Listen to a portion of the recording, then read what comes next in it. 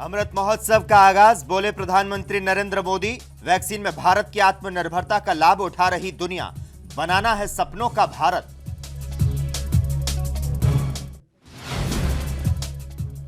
बंगाल में सियासी घमासान जारी, शुभेंदु अधिकारी ने नंदीग्राम सीट से दाखिल किया नामांकन। टीएमसी को दीदी और भतीजे की पार्टी बताया।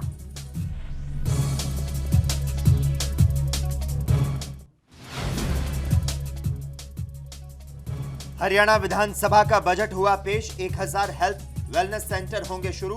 बुढ़ापा पेंशन में बढ़ोतरी, 9वीं से 12वीं तक सभी बच्चों को शिक्षा मुफ्त का ऐलान। महाराष्ट्र में कोरोना का कहर जारी, नागपुर के बाद अकोला में भी लॉकडाउन। पुणे में नाइट कर्फ्यू का ऐलान।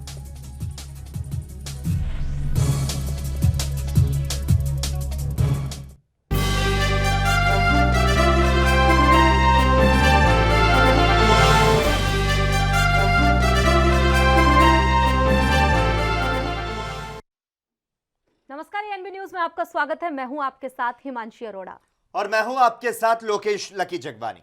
आज से आजादी के अमृत महोत्सव की शुरुआत हो गई है।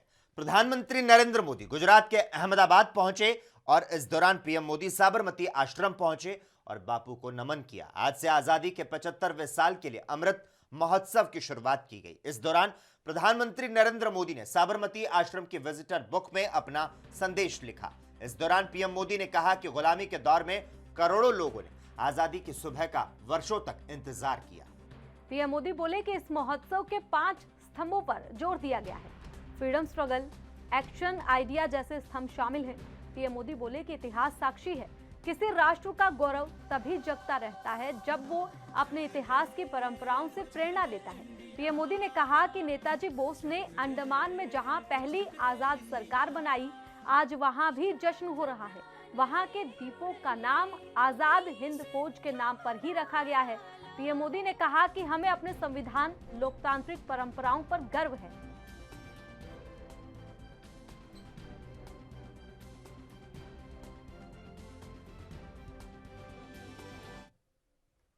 उधर हरियाणा में मुख्यमंत्री मनोहर लाल ने हरियाणा का वर्ष 2021-22 का बजट पेश किया।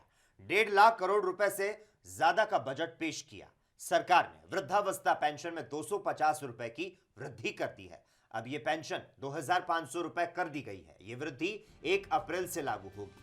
मनोहर लाल ने अनुसूचित जाति के लोगों को मिलने वाली कानूनी सहायता योजना की राशि 11,000 रुपए से बढ़ाकर 22,000 रुपए करने का ऐलान किया। मुख्यमंत्री ने कहा कि आंगनबाड़ी केंद्रों को प्ले स्कूलों में अपग्रेड किया जाएगा। 2 चरणों में 500 केंद्र संचालित होंगे। हरियाणा सरकार बीमा योजनाओं के संचालन और लोगों को लाभान्वित करने के लिए राज्य बीमा न्याय का गठन कर एक सर्वसमावेशी बीमा स्कीम शुरू की जाएगी।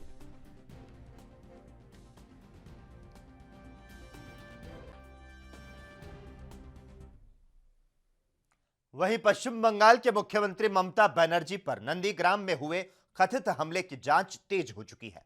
चुनाव आयोग के पर्यवेक्षक आज घटनास्थल का दौरा करेंगे और तहकीकात करेंगे। चुनाव आयोग ने आज शाम 5 बजे तक रिपोर्ट तलब की है। आयोग ने 3 अफसरों से अलग अलग रिपोर्ट मांगी है। राज्य के मुख्य सचिव की टीम, स्पेशल पुलिस ऑब्जर्वर और स्पेशल जनरल ऑब्जर्वर की टीम आज शाम 5 बजे तक अपनी जांच रिपोर्ट चुनाव आयोग को सौंपेगी। वैसे राजनीतिक आरोप प्रत्यारोप के बीच स्थानीय पुलिस ने अपनी शुरुआती जांच रिपोर्ट में ममता बनर्जी के साथ हुए हादसे को महज एक दुर्घटना बताया। पुलिस ने उस वक्त वीडियो फुटेज और ममता बनर्जी के वाहन के एकदम साथ साथ चल रहे चश्मदीदों के बयान के आधार पर शुरुआती रिपोर्ट दी थी। इसके बाद ममता बनर्जी ने अस्पताल से एक वीडियो जारी किया था, जिसमें उन्होंने अपने कार्यकर्ताओं से संयम बरतने को कहा। इस बीच पश्चिम बंगाल में ममता की चोट को लेकर घमासान जारी है। आज टीएमसी इसके खिलाफ पूरे बंगाल में प्रदर्शन कर रही है।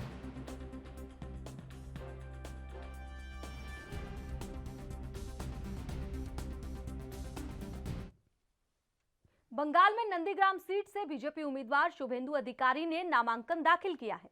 नामांकन दाखिल करने से पहले शुभेंदु ने ममता और उनके भतीजे अभिषेक बनर्जी पर निशाना साधते हुए कहा, टीएमसी एक प्राइवेट कंपनी की तरह हो चुकी है। बंगाल में सिर्फ दीदी और भतीजे को बोलने का अधिकार है।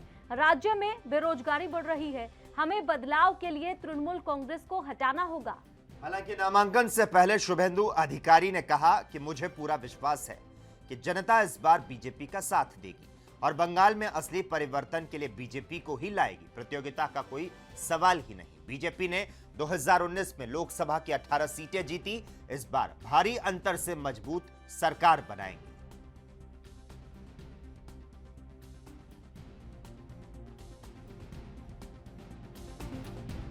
को बंगाल में कट मनी के खिलाफ, तोलाबाजी के खिलाफ भी निर्णय होगा कि नहीं होगा भाई और बहनों।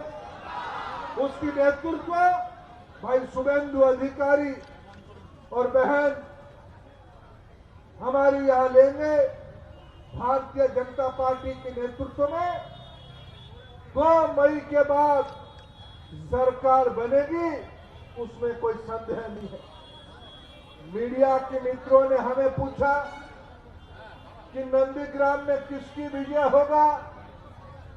दीदी 2 दिन पहले यहां आके कही कि मैं नंदीग्राम की लाठी खाई हूं। दीदी, मैं तब भी 2006-7 में नंदीग्राम आया था। आप जब लाठी खाने की बात कह रहे हैं, आप किसके कंधे पे बैठे थे? लाठी पहले कौन खाया? लाठी खाने वाला पहले भाई शुभेंदु अधिकारी। लड़ाई तो शुभेंदु अधिकारी यहां लड़े थे, आज भी लड़ाई हो रहा है। मोदी जी ने पैसा दिल्ली से भेजा, माताओं के लिए, बहनों के लिए चावल भेजा। आयुष्मान भारत योजना में 5 लाख रुपया प्रति परिवार के लिए भेजने का व्यवस्था किया। प्रधानमंत्री किसान सम्मान निधि में किसानों के लिए साल में 6,000 रुपया भेजा। बंगाल में वो मिल रहा है क्या? बंगाल में क्यों नहीं मिल रहा है? माताओं को, बहनों को, गरीबों को आयुष्मान भारत योजना क्यों नहीं मिल रहा है? यह दीदी नहीं चाहती है। सही कहा प्रधानमंत्री जी ने ब्रिगेड की रैली में। 10 साल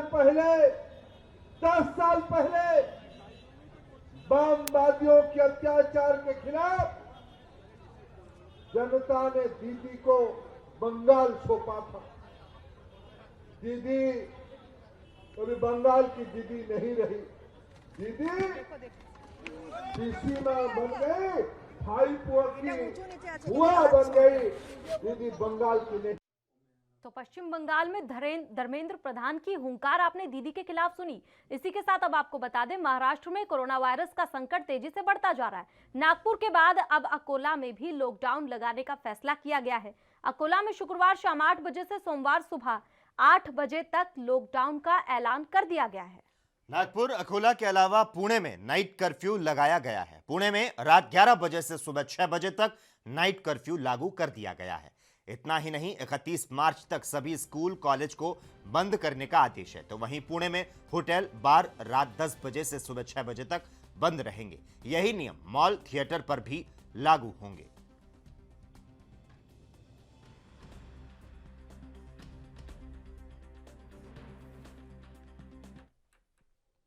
महाराष्ट्र में तेजी से बढ़ रहे कोरोना संक्रमण के मामलों को देखते हुए राज्य के उप मुख्यमंत्री अजीत पवार ने पुणे में कोविड-19 स्थिति की समीक्षा के लिए काउंसिल हॉल में एक बैठक का आयोजन किया। इस बैठक में सभी जिलों के प्रतिनिधि, सांसद, विधायक और मेयर भी उपस्थित हैं।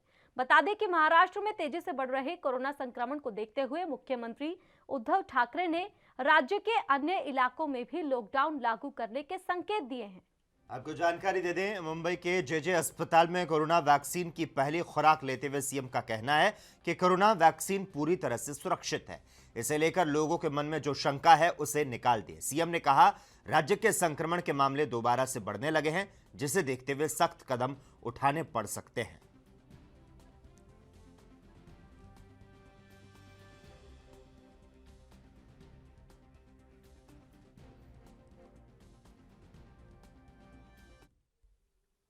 और इसी बीच राजस्थान के मुख्यमंत्री अशोक गहलोत क्या कुछ कह रहे हैं, सीधी तस्वीरें। ये जो है देश के सामने, उसके कारण से हिंदुस्तान आज साइंस में, टेक्नोलॉजी में, एटॉमिक एनर्जी में, सब जगह आप आज सिरमौर बन गए दुनिया में। इसलिए प्रधानमंत्री कोई जाएगा तो उसका मान सम्मान होना स्वाभाविक है और वो सम्मान उसका होगा। कभी भी उन्होंने फिर भी नाम नहीं लिया उन लोगों के जिनके कारण आज देश आगे पहुंचा। जैसे पंडित जवाहरलाल नेहरू बहुत बड़े प्रथम प्रधानमंत्री थे। गांधी जी के सानिध्य में पंडित नेहरू थे, सरदार पटेल, मौलाना अबुल कलाम आजाद, आज अम्बेडकर साहब ने संविधान का निर्माण किया। अगर आप हकीकत बताएं सबका, चाहे सुभाष चंद्र बोस हो, चाहे वो भगत सिंह आजाद हो, चंद्रशेखर आजाद हो या भगत सिंह हो, तो सबका नई पीढ़ी को प्रेरणा मिलती है। परंतु जो राजनीति चल रही है वो बहुत खतरनाक चल रही है। इसलिए क्योंकि ये लंबे प्रोग्राम चलेंगे और मैं आपसे अपील करना चाहूंगा, जब भी आप कोई समाचार पत्र पढ़ने हैं तो ये कोई घर में निमंत्रण देने में पीढ़ी चावल वाली बात नहीं होनी चाहिए। पीढ़ी चावल तो गांधी जी की विचारधारा, उनका सोच, उनके सिद्धांत, उनकी नीतियां वो हमारे लिए परमानेंट हो गई है। जब गांधी का नाम सुनो पहुंच जाओ बिना बुलावे के भी। वह आपका सम्मान, मान सम्मान वही होगा कि वहाँ के मुख्य अतिथि का होगा। मुख्य अतिथि बनाने पड़ते हैं कई बार इस प्रकार से जो हमारी परंपरा बनी उसके कारण से सब मुख्य अतिथि। अंत में कहना चाहूंगा, जब 75वीं जयंती हुई थी तब मुझे सुनील दत्त जो हमारे मेंबर पार्लियामेंट थे वो चेयरमैन बनाए गए सोनिया जी द्वारा, और मुझे और देश में एक बार फिर से कोरोना के मामलों में उछाल आना शुरू हो गया है। आज भी देश में कोरोना के मामलों में वृद्धि देखने को मिली है। केंद्रीय स्वास्थ्य मंत्रालय के ताजा आंकड़ों के मुताबिक देश में पिछले 24 घंटे में कोरोना वायरस के 23,285 नए मामले सामने आए हैं और इस दौरान 117 लोगों के कोरोना संक्रमण के कारण मौत हुई। देश में कोरोना के सक्रिय मामले तेजी के साथ बढ़ने लगे हैं, जो कि चिंता का विषय है।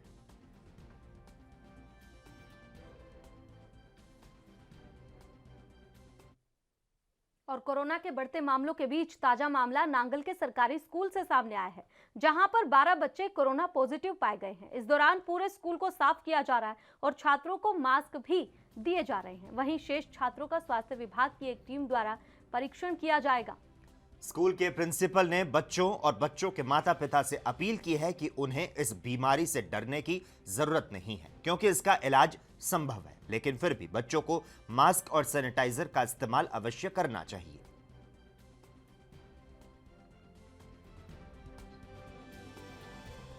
ਜਿਹੜੀਆਂ ਗਵਰਨਮੈਂਟ ਵੱਲੋਂ ਇਨਸਟਰਕਸ਼ਨਸ ਜਾਰੀ ਹੋਈਆਂ ਉਹਨਾਂ ਦੀ ਪੂਰੀ ਪਾਲਣਾ ਕੀਤੀ ਜਾਂਦੀ ਸੀਗੀ। ਜਿਸ ਤਰ੍ਹਾਂ ਮਾਰਨਿੰਗ ਦੇ ਅੰਦਰ ਹਰ ਬੱਚੇ ਦਾ ਟੈਂਪਰੇਚਰ ਚੈੱਕ ਕੀਤਾ ਜਾਂਦਾ ਸੀਗਾ। ਉਸ ਤੋਂ ਬਾਅਦ ਹੱਥ ਸੈਨੀਟਾਈਜ਼ ਕਰਵਾਏ ਜਾਂਦੇ ਸੀਗੇ। ਇਸ ਤੋਂ ਇਲਾਵਾ ਅਸੀਂ ਸਕੂਲ ਦੇ ਅੰਦਰ ਜਿੰਨੀਆਂ ਵੀ ਕਲਾਸਿਸ ਦੀ ਬਰਾਂਡੇ ਹੈਗੇ ਆ ਉੱਥੇ ਅਸੀਂ ਸੈਨੀਟਾਈਜ਼ਰ ਮਸ਼ੀਨਾਂ ਲਗਾਈਆਂ ਹੋਈਆਂ ਤਾਂ ਕਿ ਬੱਚੇ ਨਿਕਲਦੇ ਵੜਦੇ ਉੱਥੋਂ ਜੀ ਆਪਣੇ ਹੱਥ ਸੈਨੀਟਾਈਜ਼ ਕੀਤੇ ਜਾਣ। देखो जी ये कल ही रिपोर्ट आई है कोरोना पॉजिटिव दी, उन्होंने विचों 12 बच्चे आए हैं। उन्होंने असी सेफ्टी मेजर्स तो ले ही रहे हैं स्टार्टिंग तो ही। हर ब्लॉक के सैनीटाइजिंग डिस्पेंसर हैगा ताकि मॉर्निंग विच बच्चों का टैंपरेचर लिया जाता है, प्रेयर दे विच उस तो पहला हैंड सैनीटाइज करवाए जाते हैं। ईवन दैन इन्ना प्रिकॉशनस लैन के बावजूद भी बच्चे पॉजिटिव आ गए। मे बी एक घर या एक दूसरे मिक्सअप होंगे, मे बी ये कारण हो सकता। और फिलहाल रुकेंगे एक छोटे से ब्रेक के लिए, लेकिन आप कहीं मत जाइएगा।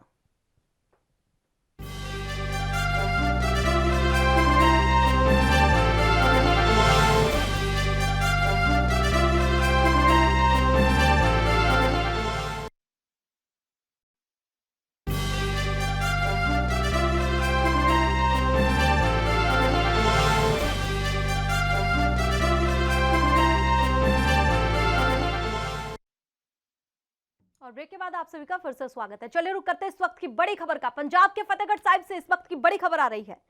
तो बड़ी खबर आपकी टीवी स्क्रीन पर आपको बता दें कि नाइट कर्फ्यू लगा दिया गया है फतेहगढ़ साहिब में।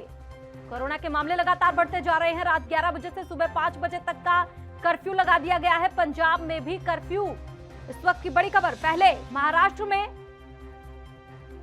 कर्फ्यू लगाया गया, उसके बाद अब पंजाब में भी कर्फ्यू लगा दिया गया है। तो आपको बता दें, लगातार कोरोना वायरस का कहर फिर से देखने को मिल रहा है। महाराष्ट्र के बाद अब पंजाब से ये बड़ी खबर, क्योंकि फतेहगढ़ साहिब में नाइट कर्फ्यू लगा दिया गया है। तो इस वक्त की बड़ी खबर, महाराष्ट्र के बाद पंजाब में भी कोरोना के नए मामले तेजी के साथ आगे बढ़ रहे हैं। पंजाब के जालंधर, होशियारपुर और कपूरथला पहले से यहां पर नाइट कर्फ्यू लगा हुआ है। अब राज्य सरकार ने पटियाला, लुधियाना और फतेहगढ़ साहिब में 12 मार्च से नाइट कर्फ्यू का आदेश दे दिया है और इन शहरों में नाइट कर्फ्यू के दौरान केवल जरूरी और इमरजेंसी सेवाओं को ही छूट दी जाएगी।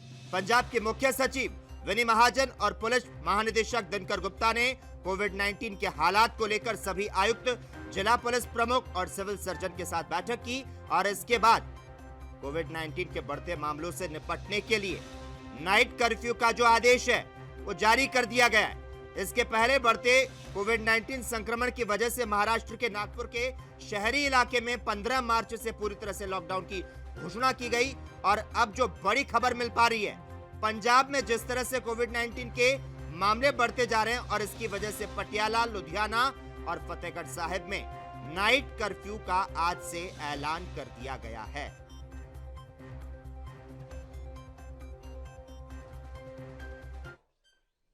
और चलिए रुक करते हैं बाकी की खबरों की ओर। खबर अब छत्तीसगढ़ के रायपुर से है।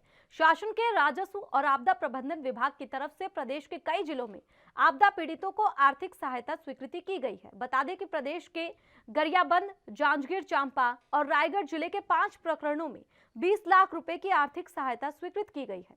दरअसल राजस्व पुस्तक परिपत्र 6 से 4 के तहत गरियाबंद की तहसील छुरा के ग्राम पोड़ के अशोक के पानी में डूबने और तहसील जयजयपुर के ग्राम बरा के ज्ञानेश्वर सिंह की सर्प के काटने से मृत्यु हो जाने के कारण मृतकों के पीड़ित परिजनों को 4-4 लाख रुपए की आर्थिक सहायता स्वीकृत की गई।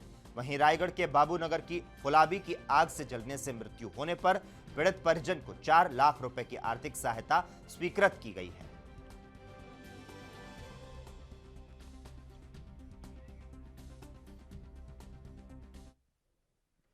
बात करते हैं जम्मू कश्मीर की। जम्मू कश्मीर और लद्दाख में बारिश और बर्फबारी का सिलसिला लगातार जारी है। आपको बता दें, कश्मीर के अधिकांश जिलों में दिन का तापमान सामान्य से 5 से 8 डिग्री तक गिरने से ठंडक वहां पर और अधिक बढ़ गई है। कई जिलों में दिन का तापमान 10 डिग्री से नीचे चला गया है। जम्मू संभाग के कई जिलों में दिन भर बादल छाए रहे, लेकिन तपिश भी बरकरार रही। मौसम विज्ञान केंद्र श्रीनगर ने शुक्रवार को जम्मू और कश्मीर के कुछ हिस्सों में भारी बारिश और बर्फबारी की चेतावनी दी है और इस दौरान भूस्खलन की आशंका जताई गई है, जिससे जम्मू श्रीनगर राष्ट्रीय राजमार्ग पर मार पड़ सकती है।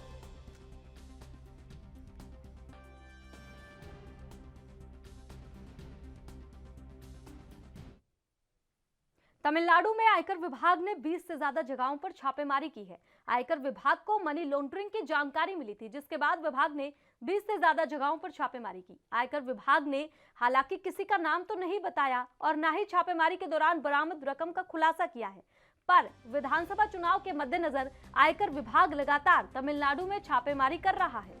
गौरतलब है कि इसके पहले भी आयकर विभाग ने तमिलनाडु के 27 ठिकानों पर छापेमारी कर 1.2 करोड़ रुपए बरामद किए और इनपुट के आधार पर लगातार छापेमारी कर मनी लॉन्ड्रिंग का पता लगाने में जुटी हुई है। आपको बता दें, तमिलनाडु में 6 अप्रैल को विधानसभा चुनाव होने वाले हैं, जिसके नतीजे 2 मई को घोषित होंगे।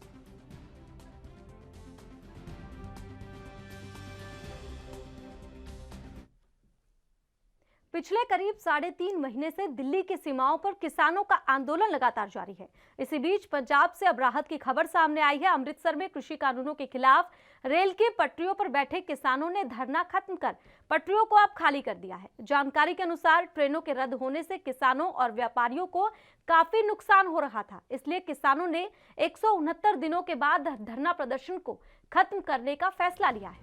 अमृतसर के जंडियावाला गुरु रेलवे स्टेशन से किसानों द्वारा अपना धरना प्रदर्शन खत्म किए जाने के बाद अब अमृतसर से दिल्ली सीधा यातायात शुरू हो गया है, जिससे यात्रियों और कूलियों को राहत मिली। किसानों के धरना प्रदर्शन की वजह से रेल विभाग द्वारा कुछ गाड़ियां चलाई जा रही थी और वह भी तरन तारण से होकर अमृतसर पहुंचती थी। इससे यात्रियों को काफी असुविधा होती थी, लेकिन अब ट्रेनों के आवागमन शुरू होने से यात्रियों ने राहत की सांस ली है।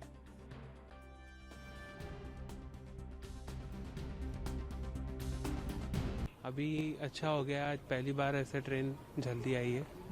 पहले घूम के आना पड़ता था, फिर अम्बाला उतरे, फिर बस से आए, वहाँ उतर के पता चला ट्रेन आ रही है तो थोड़ा अच्छा लगा, बहुत अच्छा है। पिछले काफ़ी देर से वहाँ पे धरना लगा हुआ था, जहाँ पे पैसेंजर ट्रेन्स को जो है नहीं जाने दिया जा रहा था। सिर्फ जो है मालगाड़ियाँ वहाँ से उन्होंने कहा था जा सकती हैं। कल शाम को जो है वहाँ से धरना उठा लिया गया है और जो भी पैसेंजर ट्रेन्स हैं वो कल शाम 7 बजे से, जो मुझे DRM रेलवेज ने बताया है, वो हमने वहाँ पे पुलिस अथॉरिटीज़ को लगा के सारी ट्रेन्स को एक बार वहाँ से नॉर्मल ट्रैफिक बहाल कर दी है और वहाँ से अब सारी पैसेंजर ट्रेन नॉर्मल तरीके से चल रही हैं।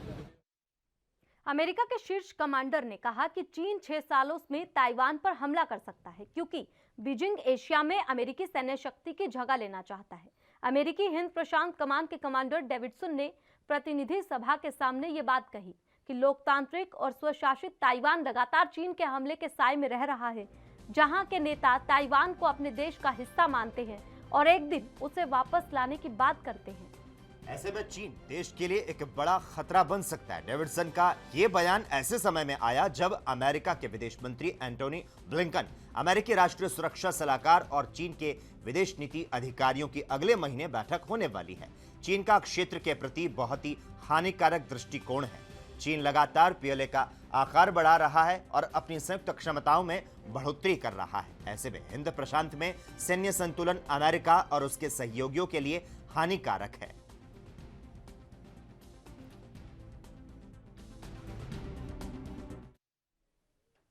अफगानिस्तान ने अफगान बलों को ट्रेनिंग में हेल्प करने के लिए भारत के सहयोग का शुक्रिया अदा किया है।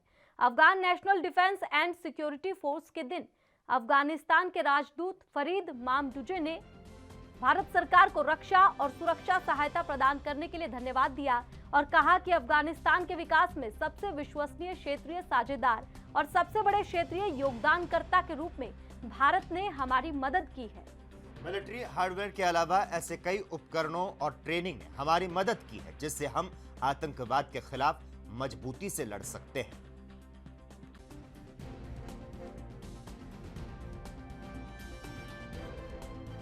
Is the most reliable regional partner and the largest regional contributor to the development of Afghanistan, I would like to thank the Government of India for providing the much needed defense and security assistance by helping us with military hardware and providing the much needed training opportunities to many of our cadets at the finest Indian military academies along some of the finest Indian military.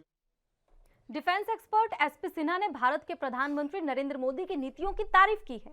SP Sinha ने कहा कि अफगानिस्तान की भौगोलिक स्थिति भारत के आर्थिक दृष्टिकोण से बहुत महत्वपूर्ण है। SP सिन्हा ने कहा कि क्योंकि अफगानिस्तान भारत को सेंट्रल एशिया में व्यापार करने का मौका देता है, इसीलिए मोदी जी ने जो सैन्य मदद करके अफगानिस्तान से रिश्ते मजबूत किए वो भारत के लिए हितकारी साबित होंगे।